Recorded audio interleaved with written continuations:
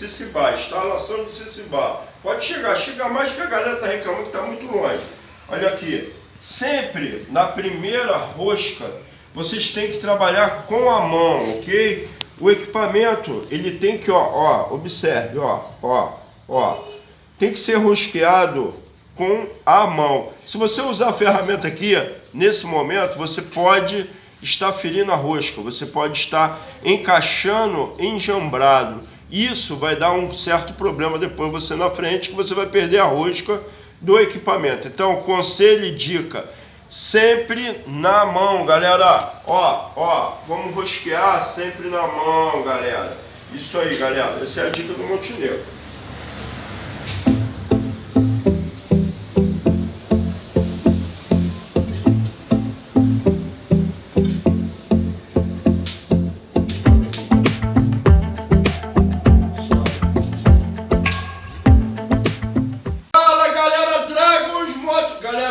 Olha só, vem comigo. Olha o shape dessa motocicleta. Que maravilha, galera. Eu amo essa HD, é muito linda, galera. Agora vem comigo. Olha o que nós valorizamos mais a moto. Instalamos um Sissy, galera. Maravilhoso, da rasante, galera. Tem que dizer pra vocês, encaixe perfeito, galera.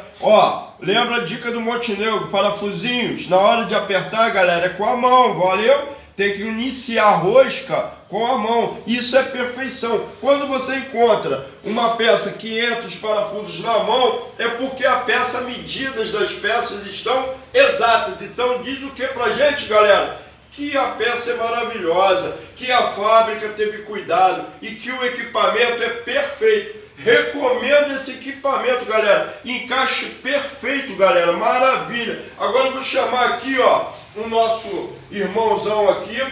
Ele vai trazer a Mara, mais um cliente muito satisfeito. É isso aí, Caô. Parabéns por aquisição dessa menina, galera. E o irmão vai colocar aqui a bolsa aqui lateral dele. Galera, não é mole não, cara. Não é mole não.